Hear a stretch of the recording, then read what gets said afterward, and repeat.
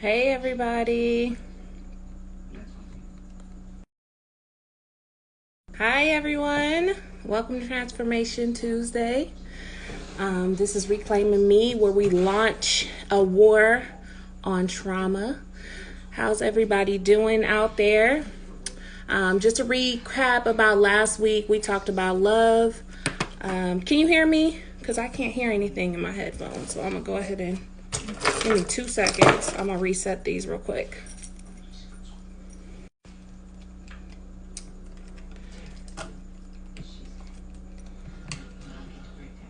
What's up, Flirty Girl Fashions? Can you hear me?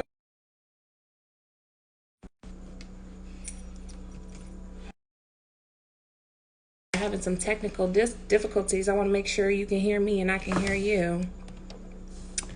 So today, we're going to jump into the pandemic that we're in and how trauma is affecting everybody out there. A lot of people are going through things, and I decided to look up and see, one, what do we think? Do you think that trauma is getting worse in the pandemic, or is it getting any better? Like, I highly doubt it's getting better, but some feel like it's not even having an effect. So that's what I wanted to start there. Is that something that you feel is getting worse right now? So I looked up some information, so we'll be going over that. Previously, we've talked about, last week we talked about love and loyalty when it comes to families and where the love came from, who taught you how to love, just kind of unraveled some stuff like that. And then we also talked about apologies and if people are feeling like the rule of what I say goes is still efficient now, knowing how the current generation is dealing with respect and all of those different things, do we start it? For me, it starts with us. So we kind of just dug into that a little bit, talked about if you feel like you need to apologize for things that you do wrong when you are wrong towards your children. Also, we talked about if you are wrong, having that conversation with them. So we covered a whole lot, but today is just unrailing I don't know why I can't talk today. Bear with me, y'all. This week has been interesting for me, but 88 people. I asked the question of, in this pandemic, is it getting worse or better? 88% of the people who did answer the poll said it's getting worse. I agree with them 100%. And the reason I agree is because I don't know how many of you guys know this, but what's up, Kajane? But I do Uber. And so I do get to interact with people, even though it's a pandemic right now. I do take the risk and go out because that's just something that, for me, social distancing I think it's necessary, but at the same time, I got to make a living. And social interaction is one of the things that helps me cope with some of my traumas, with interaction with people and reaching people and connecting with people. That's how I just do better in life right now. It's one of my coping mechanisms. So that's right now not going to stop for me, unfortunately. But it's also good because I get to talk to people. I get to see where people are at for real. I'm not going based off of, what the news is saying. I'm really getting out here and having conversations with people. I'm not scared to do that. Hey, Morgs. Oh, hey, Morgs. Welcome to the show. I'm just basically, if you guys are just joining, I went over what we covered last week, which was love, loyalty, and allowing children to have apologies and explanations, which I feel like is necessary. And we talked about all the reasons why I thought that last week. We talked about the 8% of people agreeing that, yes, this pandemic is causing trauma. So what is trauma? We talked about that on the first show. That's anything that causes you to have behaviors or ongoing change in how you deal with everyday life. Okay, that's to me and what we've talked about a trauma being. So definitely this pandemic is making a difference. I actually read an article today that stated that it has its own triggers for trauma. For example, there are several states that you cannot have a funeral right now. Can you imagine not being able to bury your loved one? That's definitely a trigger. That's definitely something that would cause you to have ongoing trauma. Like, you are not getting to enter hospitals right now if you have someone get horrible news. So I did have an experience where someone told me that they had a person in their family diagnosed with cancer and no one could be with them. That definitely causes some upset in everything that you're going through. That causes some issues. Not being able to say goodbye to your loved ones. Thanks, Tasha. What's up, TW Mac? Not being able to say goodbye, not being able to be present or even visit them. Some people just need that extra oomph to know that people are surrounding them when they're going through things like that, and we can't be there like we have been able to be there for people in the past. We can't do that right now. Miss K. Janae says, my cousin was just laid to rest today and we couldn't be there. See, that's, to me, that's causing a whole nother trigger, a whole nother trauma. Like, you're telling me I can't say goodbye. Now, we could all say, you're taking my rights away, which I feel like it's, in a way, in some of these scenarios, it should be up to us if we want to say goodbye to a loved one, or just certain things that you can't get back. It's definitely going to affect you. That affects you. Another thing I read up on is they're saying that people's mental stability, as far as people being claustrophobic, people being high risk for being PTSD. There's a lot of people who are dealing already with mental issues that are triggered, that are dealing with a whole lot of things that they never dealt with before, because they were able to have an outlet to go to their therapy. And not everybody wants to talk to someone over a screen.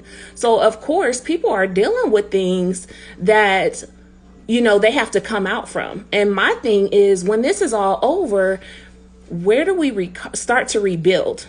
That's where I'm just trying to figure out where we are as a people, as far as, where do we start to build? Where do we start to pick these people up? Because a lot of people are suffering.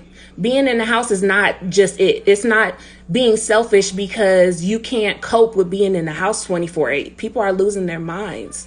Like, it's very, very important that we stay sober-minded. What's up, Mike, all day? Hey, Q's Flavors. But yeah, I think that this pandemic is causing us to look at things and even be there for things, or try to be there for things that, we once took advantage of. So that's one good thing about it, because you're more sober minded about a lot of the decisions that are being made on your behalf, of the freedoms that we did have before this. Like, we are wide awake for that.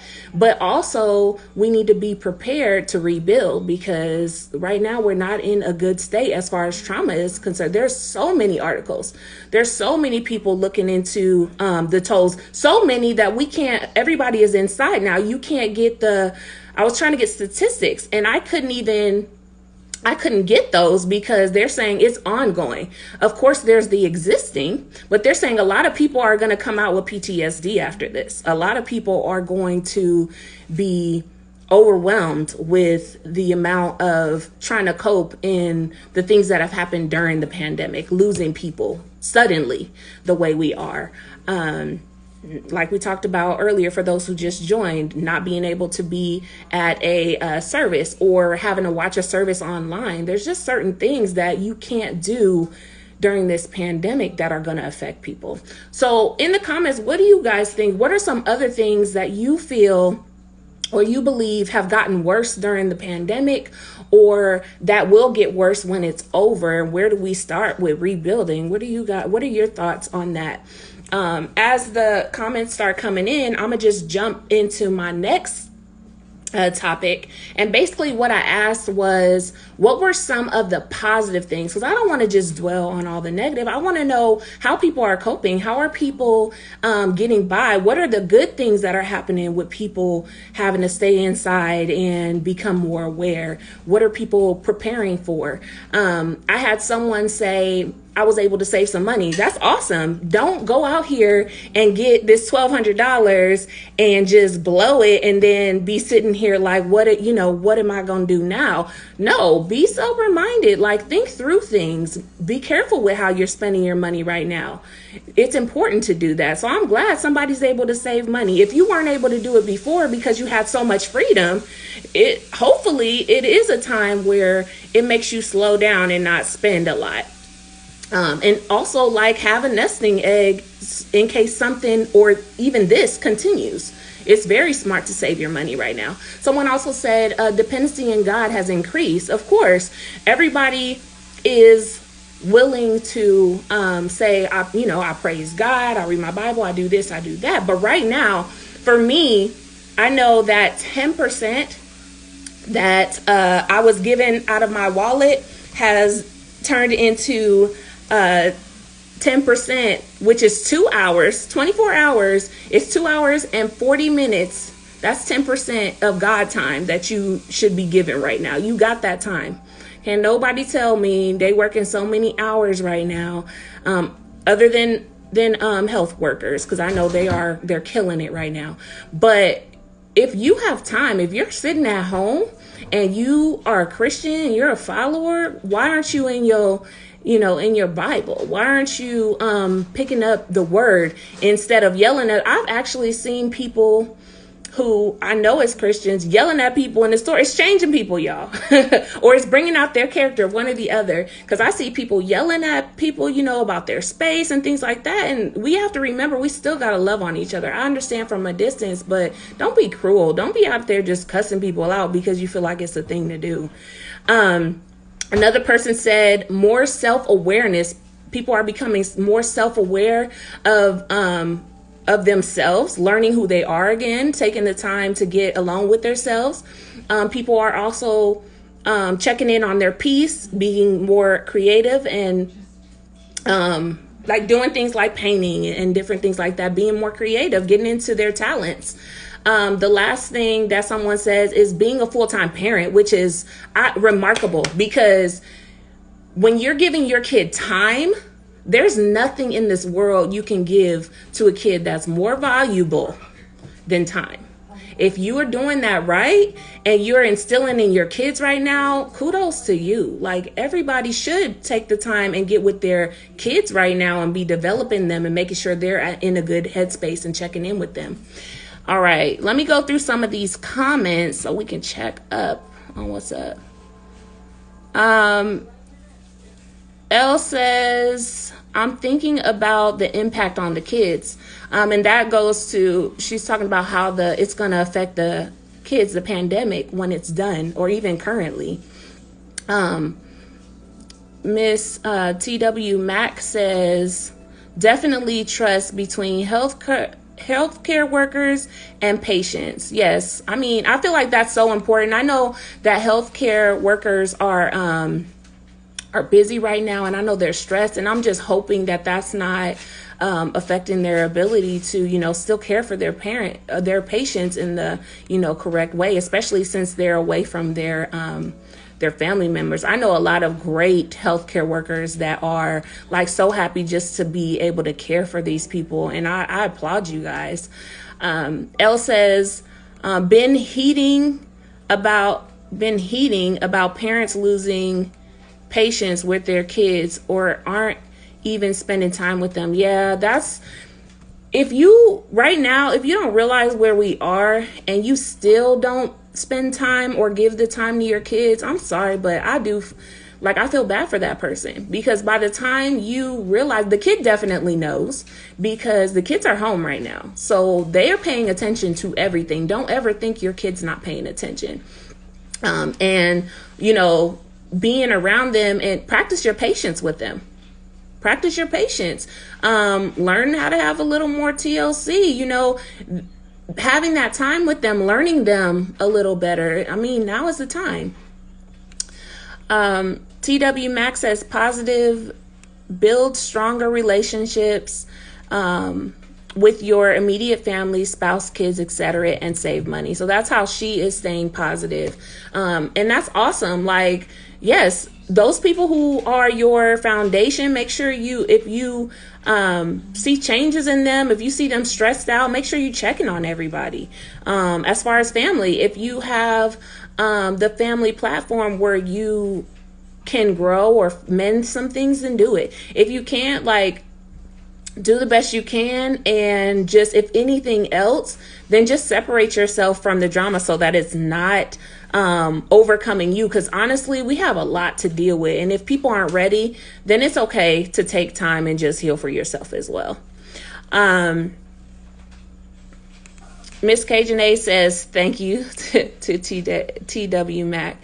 And Q's Flavor says, well, basically some of the negative is not being there physically for people who need it. For example, like now my mom is in the hospital and I can't be with her. Exactly. And we did talk about that a little bit before you came on, but that's one of the things, like, people, the interaction you're getting with them is over a screen. Like, it's not the same. It's not the same. And I'm hoping that this is making people realize that the things that are freedoms that we take so lightly before, hopefully you're owning in on, dang, this stuff is really important. And it's not just, I can just handle that tomorrow.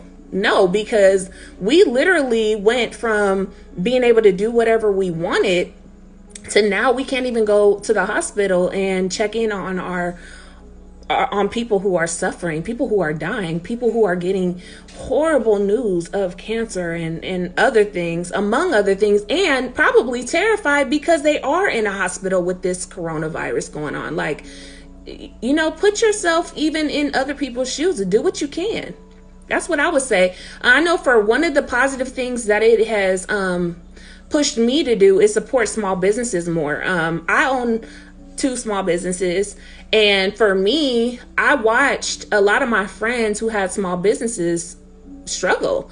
And we're all kind of coming together, though. And I love that. I love that it's been embracing. I love us embracing each other, brainstorming together, coming up with new ideas, lifting each other up, even if it's just supporting each other's business with either money or just letting them know you're available, checking in on them, like small things. Also for me, I have owned in on spending that quality time with my kids, like going on hikes with them, taking them out the house, making sure I dedicate specific time to just check in with them, to just be with them. Same thing with my husband, making check-in time, making booty time, making all of that time to just make sure that we're staying connected and staying a united front right now. Q's Flavor says that the positive is picking up new crafts. So what kind of crafts? What kind of crafts have you been doing? And then TW Max says you can have your me time and being, and I think she meant start new hobbies. Let's see. Q's Flavor says being in the house, you learn your kids and spouse. We miss out on the things because we are on the go. You fully learn your kids now. I mean, I feel like that has been very positive. If you can, like I said, if you can mend some relationships, awesome. Mike All Day says, I've took the time to look at myself, booked my first therapy appointment. Amen. I mean, healing processes are beginning. People are having to sit with themselves. Even if you're having to sit through some pain, you have to sit when you have to be accountable, and you start that's a win right there. You start being accountable for things. You start getting to a point where you're loving yourself. You have the time to love yourself, to stop and be like, dang, man, I didn't realize I felt this way about this thing, or, I didn't realize I was here, but now I realize I need this help or whatever. If it makes you sit with yourself, even that to me, praise God. That's awesome. Like, I would love for this to bring people together instead of tearing people apart. I would love this to be something we can brag about, that we made a difference during this pandemic and people came together and people stuck up for each other, and people, there's so much stuff. And honestly, guys, I don't read the news. I don't watch the news. I don't watch the news just because a lot of it can be very persuading to be negative. Like, you might get a good story in here or there, but a lot of the interaction that I get is from people who are out here living it. Another reason why I don't watch is because the whole stories of the two boys that are going through stuff right now. Their families that are, people out here dying, people who are being abused in their households right now, people who are, I said this to someone earlier. I actually, used to see at least five cop cars on, every couple blocks. Now, this is a pandemic, right? I don't see no cop cars. I might see them spread out. Maybe I'll see 3 or 4 in a day. That's driving, and I drive my whole city, several cities actually in Arizona. And for me not to see a cop car, that's scary to me. I don't see them checking in on people. I don't see the work being done. That scares me, because then I, do catch stuff on social media sometimes. And then I watch that there's black boys being killed out here, and it's like, but where is the protection? Where are these people who are supposed to be at the front lines? I'm just saying, that's how I look at it. And it's just certain things that that call my attention now that I am sitting at home, or I'm not at home and I'm out with the people, that are, driving in my car or whatever. Now that I'm dealing with that, I mean, it hurts. It hurts to see stuff like this still happening, even though everybody's inside. Like, it's hurtful. Let's see. What else?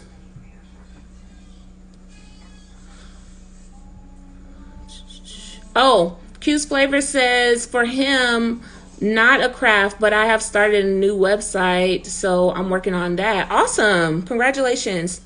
And also, like, anyone who's dealing with family issues, I'm so sorry that you are not able to be there, but just whatever you can do, if you can be making those phone calls, just do what you can from where you sit, because you don't want to miss any time. Even if you can't be right by their bedside, just make sure that they feel like you're around and you're surrounding them regardless. Pray for them, please. And just, do what you can. Also, letting other people know, because, sometimes when we have people close to us, we are trying to take care of things. Make sure that you're keeping your family in the loop of what's going on with family in general and checking on everybody. TW Max says, for my crafts, I do diamond art, working on my business, and I'm working on my healing. Yes, that's awesome. What's up? I am the Tanya P. And what's up, Rachel? Yes, I am in AZ. I didn't know you were in AZ, Tanya. So, hey, we might have to do a brunch or something when I'm not scared to go to restaurants. I don't know. I'm scared right now. So, I'm not. That's one of the things. Like, Arizona opened up restaurants, some restaurants and some salons, and I'm not going out yet. I'm not ready. I think that happened yesterday or the day before, maybe Monday, but I'm not ready. Oh, you're in Surprise. I'm actually heading to Surprise to do one of my business deliveries after this. So, hey, that's awesome. But Surprise is far. That's super far. Let's see. Let's jump into the next thing. So, one of the things that I asked everyone as well was, what are some techniques that help you cope when you feel like you're overwhelmed, when you feel like mentally you're drained. You start to feel anxious, you start to have those negative things creep in. And I ask this because I know I've talked about this a couple times, but yesterday was actually my dad's birthday, and he passed when I was young. But year after year, I've been struggling with just coping with it. And some days I'm mad because he's gone. Some days, or years, some years, even days, actually, that's accurate. Some days I have extra questions than I did before. It's just the emotions with that when you lose somebody who, is a great big part of who you are and who you are as a person and in general. It's hurtful, so you kind of try to figure out how to do it. And so I was just wondering I know how I cope with things, but I was wondering if there were any things that, might be interesting to try out. So one of the things that people said that they use is talking through things with a confidant and prayer, consistent prayer and journaling. Another person also said journaling because they said getting things out of your head and onto paper is therapeutic to them. I also had a person say yoga. Yoga is something that helps them. I understand the whole stretching, breathing. I've tried all these things. For me, what I wanted to do is something like we talked about the pandemic, I couldn't do. So I will escape. I will leave. I will do a road trip. I will be in Cali right now on a beach by myself with my pen and my paper. Always got a pen and paper with me. I would be just in my thoughts by myself. I'm good with that. Like the next thing I'll wake up in the morning and be like, I'm not feeling this. I don't like the way I feel, and I'll disappear. And I'm good with that because I like being alone with nature. That's why I started doing hikes more. Because I like just seeing beautiful things, just being able to think clearly. And sometimes when you're not surrounded, it's easier to think. So it's great to keep yourself surrounded with positive people, but also it's great to have that clarity and that time to yourself, that me time, even with nature, with, a bathtub, whatever. It's very, therapeutic to just sometimes whatever gets you in a good space. I also like to eat. Nobody said that, but I like to eat. I am a very hungry person. If you feed me, I'm always happy. And so that's one of the things with me. I'll cook, I'll eat. I like to also just talk things out with somebody. I will pray about things. What are some other things? That's pretty much it. Like for me, being alone helps me because then, like Mike all day said, I can sit with myself. It to me, sometimes that helps me clear things up in my head. It gives me clarity. It allows me the time I need with God even to be like, what's going on, and be able to listen as well, not just sitting and talking to him or talking to someone else, but getting to think through it. Sometimes just sitting alone and just writing through. The one thing I can say about writing is I will start to write and I'll be like, okay, let me just get this down. And I'll start one page and I'll be 8 pages in and I'll be like, but I still got stuff to say. So one thing I noticed with me writing is I can get into a thought and then just freely write. So that helps. Let me get into some of these comments. Mike all day says, listen to music, work out, go sit at my grandma's gravesite. And that's sometimes all you just want to be with people that you love, or you just want to sit alone, or you sit and listen to music and reflect. Working out, I miss working out. That is one thing that I do miss. I just got word that my gym is supposed to open on the 18th, and I'm trying to get right back in there because that was like a release for me. I love going to the gym, and I did try yoga. I like yoga too. TW Max says, I remember that a flower can't grow without both rain and sun. And then I also pay attention to my surroundings to bring me back to my reality so that I don't stay triggered in my mind. Yeah, that's important. And I think it's also important to surround yourself with positive people. If you do need an outlet, make sure that there are people who, one, truly know who you are, truly can call you out on things that hold you accountable, but not make you feel bad about yourself, if that makes sense.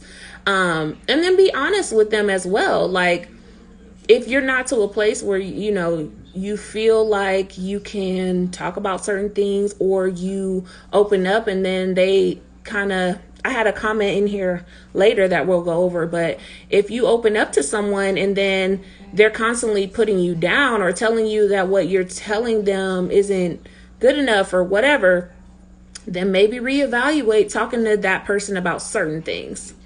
Mike All Day says, talk to my circle and extended circle.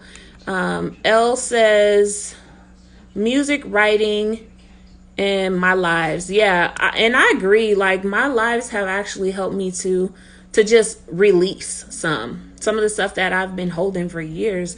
We be talking about something and it'll just come out, and it's easy. And at first I was so nervous, but it's become so fluent, so easy to get out now. L also says, talk to people whose interactions make me smile, laugh, or whatever. Awesome. Just staying on a positive note sometimes is just helpful. If you notice you're down a lot, get around some people who make you laugh. Get around some people that, that are going to lift you back up, and you'll find out who those people are. Sometimes it takes a while for those people to come around. I know it took me a while to find at least 2 to 3 people who really loved on me, who really rocked with me, and it takes time. You don't have to push all of you onto people. Sometimes sit with yourself. It's okay to do that too. So the next thing that I'm going to jump into is, why don't we confront or speak out about our traumas? So to me, this was a big thing. What's up, Transforming on a Daily? I'll go over why I didn't confront mine in just a second. But some people that did answer the question on my timeline basically said people are ashamed. They don't want to talk about things as far as traumas and things they've been through because they're ashamed of what they've been through, and they don't want people to know.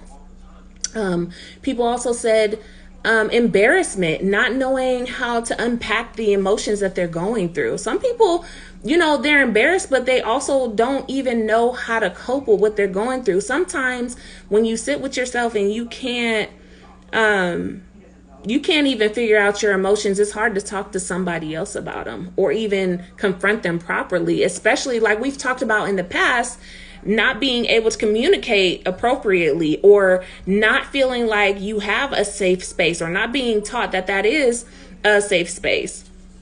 That can be hard. That can be hard, heart crushing. If you don't know how to express yourself, how do you let those things out? Or if you're told that a trauma that you endure is okay and everyone's been through it and all these things, then that doesn't make you feel comfortable to share or to even speak out about it. Fear. Somebody said fear and stigmas, the exposure of others bringing drama, that you're not really ready to deal. I agree with all those things. Some people are just scared to speak out about what they're going through, and they're dealing with it themselves, and they don't want the judgment of it. Or they don't want other people to bring drama into their situation when they're already trying to deal with it themselves. Or even maybe you feel like it's not the time. Like, I don't want to deal with this. I'm gonna put it on the back burner. I don't want to deal with it right now. The last thing I wanted to talk about, which is what I kind of grazed over earlier, is someone said they're embarrassed. And then when you share it, it becomes downgraded as though it's not serious. Feeling that they are being weak or by family or friend standards. So sometimes you can get to a point where it's so toxic in the environment that when you share, it's like, oh, well, I've been through X, Y, and Z. So what you're going through is not that big of a deal. Well, damn, how much do I have to go through? Like, why do I have to go through X, Y, and Z? Why is this a normal? I don't think that's okay at all. Like, and that's one of the problems is those toxic people telling you, oh, well, that's not a big deal. Yes, it is a big deal. And if it hurts you to a point where you have a trauma from it or you're having behaviors because of it, then yes, it matters. And maybe that person just don't need to be around. But that's a serious thing. That's something that happens over and over again with trauma. I know for me, that's one of the biggest things for me. So I'm going to go over some of these comments and then I'll get into why I didn't speak up for so long and why I felt like maybe I didn't confront it until like my later years of adulthood. For TW Max says, for me, I didn't want to speak out of my trauma because we're leaving that situation was just too painful for me and I wasn't ready to face because I still had a fear. It's extremely embarrassing. It's already hard enough having to live through the trauma, but then having to relive it through a memory to process it is something I think is just too hard for people to do. Also, people may not be supportive of you trying to heal from that trauma, and it just causes another trauma on top of what you're trying to overcome. I agree with that too. So that's the only comments we had so far. So for me, my trauma, not being able to speak out was, I'm a watcher. So, and I've talked about this before. I like to watch. My discernment is very good. And if I am watching my surroundings and constantly I'm being let down, I'm not going to feel comfortable to share. Also, if I'm going through something already and something traumatic happens, and then I tell you, and you, like this person said, you blow it off, or you tell me, well, you know, that's not a big deal. So I'm gonna give you an example. So I like to be very transparent because honestly, I wouldn't have done this show if I wasn't ready to talk about certain things, right? So for me, one of my childhood traumas was I was molested when I was little, right? For at least 4 to 5 years, I was molested by one specific person. And he was a boyfriend of my mom's. So this was happening. And for some reason, I felt like I couldn't say anything because my mom, I watched her and I watched her move men in and out of my house a lot. So I watched my mom constantly cancel plans on me for this man. I watched her constantly leave me with this man unattended. I watched her leave me in blankets with this man in front of her.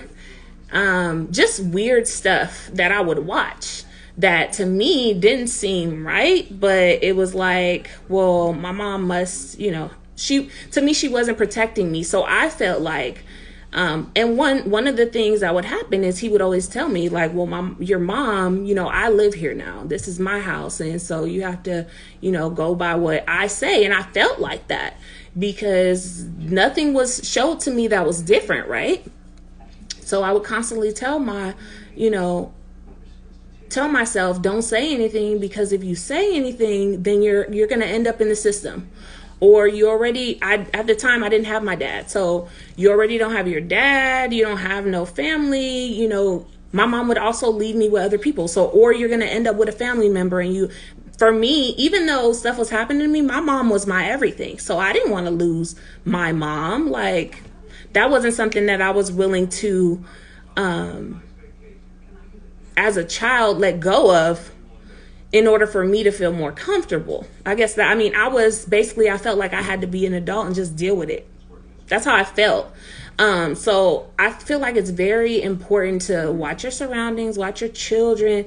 But even when this stuff was going on, when I did come forth and say something about these things, nothing happened. People knew. And this person stayed around. Things continue to happen to me. Later in my life, I was actually at a grandmother's house, and her husband and this person who was molesting me had a conversation about how he used to molest me. And it was in front of my little brother, which I never knew that until I was an adult. But it was said, oh, crap, you were the one. So it was like talked about even. That's crazy. How does that happen? But I feel like in a way she had her blinders on. So it was like, even though it was happening to me, her happiness, and my mom she was a young mom, but her happiness was more important. I felt like that. It was more important because I feel like you had to know. So anyways, with the grandmother, she didn't personally do anything to me, but her boyfriend tried at one point to get me drunk when I was about 15 and do this and try to molest me as well. And I spoke up. I said something. I said, hey, one, I kicked him out of my room, and, I said something about it. But then I also told my grandmother and my mother, and my grandmother told me, you need to actually, you and your family, she told my mom we had to leave. We had to leave because she had to keep her marriage. So when you do come out, and you say these things to people and then people kind of just brush it off, it does open you up to more trauma, because then you start to feel like you should normalize it, or you've been dealing with it so long that you're kind of numb to it. And then you start to let other things happen, and, you start to do other things as far as what you allow to enter your personal space, because the behaviors have happened so long. So as far as why people don't do it, it has a lot to do with, one, their surroundings sometimes. Two, them trying to normalize the situation that caused the trauma in the first place and not being ready, or being afraid. Or I wouldn't say I was ashamed. I don't think I was ashamed because I knew it wasn't right. But I was afraid. Yeah, I was scared of what was going to happen to my family, what was going to happen to me if I spoke up. Hold on, let me go through some of these comments.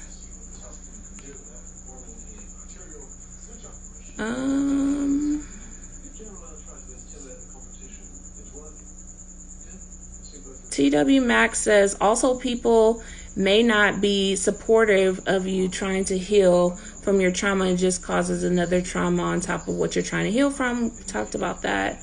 Also, people will abuse your trust. They'll cause more trauma, and then it'll make it even bigger, and they'll blow up, or they'll blow you off. Now you are both the victim and the antagonist with your trauma. Elle says you got to watch your children, but perhaps she was dealing with her own trauma. And I talked about that. As far as I'm not blaming her specifically for my trauma, because I feel like people who allow trauma or try to okay trauma have, in most, not all, but in most cases, had their own trauma. And I'm for sure that my mom had her own trauma, but she still to this day has not dealt with her own trauma. So, if you're not dealing with it, how can you help someone else with it? And I was a child, but even I'd still feel like as adults, and this is something we talked about last week, we have a responsibility to our kids to raise them into adults. And if you're not teaching them some things to, or making them feel like they have a safe space to even come to you, or you're putting your priorities above them because they're a child, be careful with that. Please be careful with that. Q's Flavor said, wait, what did I come back to? I was just sharing a traumatic experience that I had as a child and why I felt like I couldn't speak up. So the question was, why do we not confront or speak out about traumas? And a lot of it is because we're scared. A lot of people said ashamed, embarrassed, fear. They're not ready to deal with it. So those were some of the things. Q's Flavor says, I see. She's sharing a piece of her chrometry. Q. Q's Flavor says, a lot of people allow molesting, usually have been molested. It's almost like it's okay. Yeah. And I kind of felt like that. And I mean, for me as a kid, you just feel like, well, I started to protect my siblings. Like, I felt like I was allowing it so that they could be protected, so they would be okay. And it was always trying to make sure everybody else was okay. And by the time that I started dealing or getting out, basically by the time I was free from that, I was allowing other stuff to happen. Like, but allowing it to happen while being in control of it. Because my whole thing after that was, well, I'm going to do X, Y, and Z. I'm going to be a sexual being. I'm going to do this. I'm going to do that. But I'm going to be in control. Nobody's going to make me do anything. Nobody's going to, so I would still do the behaviors because no one told me that it wasn't right. And still, I was being taught that, you're basically your womanly tools are a weapon, and so that's how you deal through life. And it's just like, if that's what you're taught, then you have a whole different perspective. So it's one of them things. I might want to come on for this because it's a similar topic I debated with my siblings today about. I mean, if you want, I'm cool. If you want to request to come on, you can definitely come on and talk about it. The last thing we got about 15 minutes. You want to come on now, Q? Can you, do you want to come on now or you want to come on another time? Just let me know. If you want to, go ahead and request to come in. I'll be happy to talk to you about it. Like, no, I'm definitely, I would love to have one, a guy come on, and two, just a perspective of someone else. Yeah, come on in. Also, the last thing, it is my platform, but my platform is to help with healing, and I think that would help people. So come on.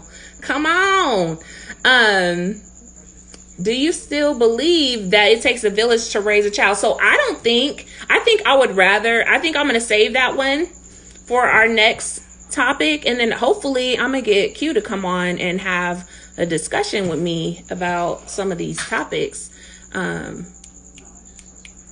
Just waiting for him to request.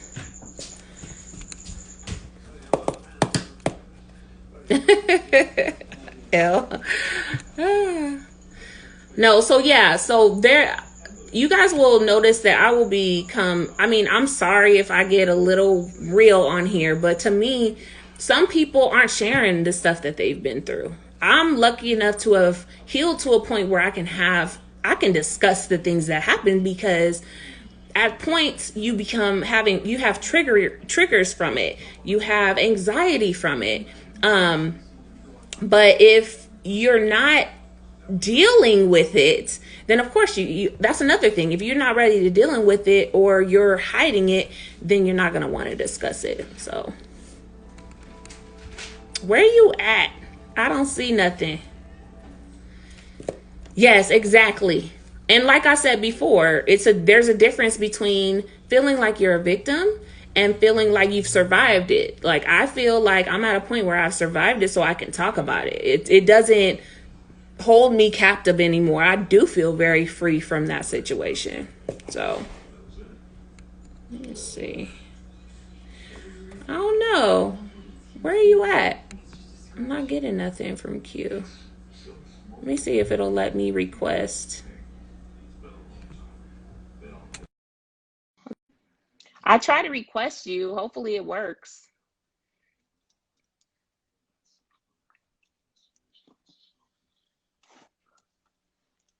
Oh, looks like we connecting. Hey there. Hey, hey, hey. What's going What's on? up? Um, Not much. So there's a couple of different aspects from it that I look at. Okay.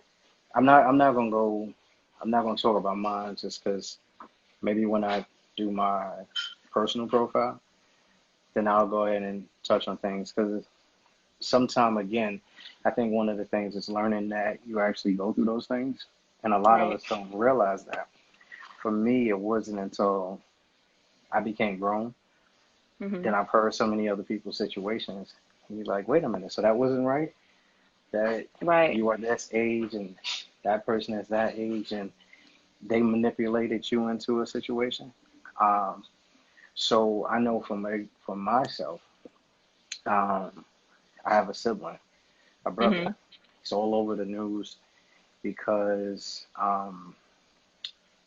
he had somebody of the same sex, actually a pioneer in hip hop, take advantage of him when he was young. Okay.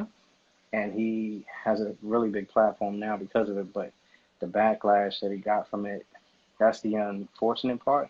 That I don't Right. think that he's in a mental place where you're at because again, to come over something and it's totally different than there's stages. There's the acknowledging it stage. Mm-hmm. There's the I've come over it stage, and there's the I still haven't accepted it phase stage. So I don't think that he has overcome it because he's a street dude. So when Right. you open yourself like that and become vulnerable to social media and the internet, we both know like you could die and people make fun of it. So it's a Yeah. totally different ball game. And I try to tell people that all the time. I try to tell him before he even went public, not even just about that, just getting online. Like Mm. you can't fight everybody on the internet. You're gonna lose. No. Um, so, but one thing, it's funny being on here with y'all because normally I just sit back and type. But one of the one of the things that I was going, it's different, but it's a similar topic. Uh, it's hard debating with people who don't, or just not even debating, having an open conversation with people whose minds are small. So early, I was talking with some people, Mm-hmm. and they showed me a post from Hollywood Unlocked or something like that, where the founder is gay, openly gay. So Mm-hmm. he had a issue with Boosie because Lil Boosie expressed his dislike for Dwayne Wade's son Mm-hmm. wanting to turn into a female. Um, I don't have an issue saying my personal opinion. I think at 12, you shouldn't have the option of whether you want to change your sex. Like you, whatever. If you can't buy liquor, you shouldn't be able to determine if you want to be a boy or a girl. But that's Right. neither here nor there. Um, the problem I had with the issue is so he didn't like Dwayne Wade, Little Boosie's comment about the child saying the child should be a boy, like that he Mm-hmm. doesn't have that right. So he banned him from his site. But today, he he said basically Little Boosie should be in jail because he got a female, older female, adult female, to perform sexual favors on his 12-year-old son, and I think it's still his cousins. Mm-hmm. So it's again when I say this, understand the different angles, like because I view everything, I dissect everything, and I look at it from different angles. Right. So the first thing I thought was I didn't respect him for saying let's go on a rant of put Boosie in jail. I'm not saying that the act was right. So let's get if you were advocating for the child, I could respect that. Right. Your issue is you feel he's homophobic. So let's go get the Right. homophobic guy. Mm-hmm. To me, that's almost a reverse hatred. Like Right. that's you can't be mad at me because I feel Well, against it what you makes feel. me feel like I think a lot of the times people don't realize, and like I said, with my own trauma, I feel Hmm. like a lot of the things that I go through is because other people raising me had some traumas they didn't deal with. And so Right. that's why the perspective I have is the way it Mm-hmm. is. because a lot of things that happened to me is because people were allowed to do that to them. So for me, Hmm. I'm in a place where I can break a generational curse. I believe in them Absolutely. wholeheartedly. But if you're, like you said, if you're not ready to do that, anger takes over your feelings instead of really being legit ready to be acknowledgeable for what's really going on. Absolutely. Well, because my brother walks around with all his hurt, and I know a lot of people who it shaped it shaped their life Right. because so everybody is different.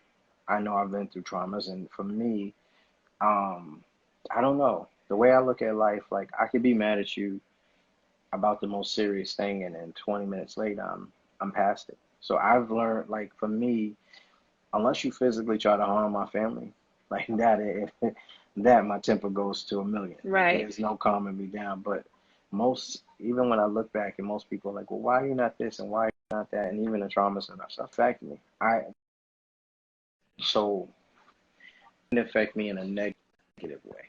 I've picked up some habits um, that I would say because of the traumas that Mm-hmm. maybe I'll put in the chat, but I won't just say online because of whom I'm around. But nonetheless, what I will say is, again, if you don't know no better, you continue the pattern. So, for example, and I tried to explain this to the people that I was talking to. Do Mm-hmm. I think Boosie was wrong for that? Yes. Do I think he understands he's wrong? No, because if you look at most men, I agree. what happens is even where I'm from, what we're taught is make sure your man is your little man is a man from day one. And by a Right. certain age, there are a lot of men across the world who, matter of fact, in certain countries, you're being married off by 12. Mm-hmm. So if that's the case, it's the same aspect of, and matter of fact, it's worse because you just determine that the person's whole life. Right. And so, again, I'm not saying that it's wrong, and I don't think it should be a witch hunt for him. I think if anything, it should be somebody needs to sit down with him and say, this is what it is. And even if you feel different, because I get where he's coming from, it's like so many people in this world, like, okay, so I got a few kids, right? And when I send my kids to school, they don't understand right from wrong. And most of y'all are Christian and y'all understand it's bigger than just right or wrong. There's sin and there's no sin. So you can send our kids to school and say, hey, this is the right thing to do. Don't do this. But our kids are still going to be more, it's a peer pressure thing. So for Mm-hmm. me, it's like, okay, do I sit back and say, I allow my kids to do X, Y, and Z because of these? Or do I say, this is what it is and I'm going to help push you into the Exactly. right way? Because again, the wrong thing always looks more fun. So right Yeah. now, do it look more fun to kids Of course. to Of be course. homosexual And or they see smoking or that. drinking? They Yeah, see it. They see it. It's actually branded into their everyday life. So why not? It's an option. It's even become down an to option. cartoons now. It's an option. Even So, and cartoons are then promoting things. exactly. And and it's evolved to that. It didn't just become that. So, I agree. And a lot of the problem is nobody wants to be accountable. Nobody wants to be accountable for even taking, like you said, taking that step and walking Hmm. aside their kids even. Well, they made that decision. I hear that a lot, especially with someone who knows that their kids have been through trauma. They made that decision, or I did what I could, like, or did you really do that though? Because when you look back and you take accountability, how much were you actually there? So I think one of the things too is Hmm. time. Like, everybody Absolutely. wants to talk about what they buy their kid and all this stuff. Well, but how much time are you putting in your kids? We got about a minute and 30 seconds left. I would love to jump back, Okay. into something with you. So I'm gonna hit you. But thank you so much for joining me. Okay. And I'm gonna pick up on next week. We're gonna be hitting, do you still believe in it takes a village to raise a child? So we're gonna jump right into that next week. Or we may start here and then lead into that. We'll see where you at next week. All right. But All right. thank you No. so All right. much. No problem. Thanks for everybody who joined in. Absolutely. All right. You you guys have a blessed night. Thank you, thank you, thank you for coming on to Transformation Tuesdays, where we basically we unpack our trauma and we reclaim our peace. I would love to continue to have these conversations. Again, I started this platform just to get people to begin to heal on trauma. That's basically what I did. I started this platform for that reason. Thank you, Q's Flavors. I know you've been rocking with me and Elle for a minute, and I appreciate you coming on and just being so real and transparent. I appreciate that. Hopefully we can have another or several more conversations, because that's what this platform is, reaching people. We got about 20 seconds. Again, thank you, thank you, thank you. Remember, whatever you go through doesn't have to stay with you. Build on it, grow from it, heal, and be a better you, because that's what I want to see. I love you guys. Until next week, have a good weekend. Love you.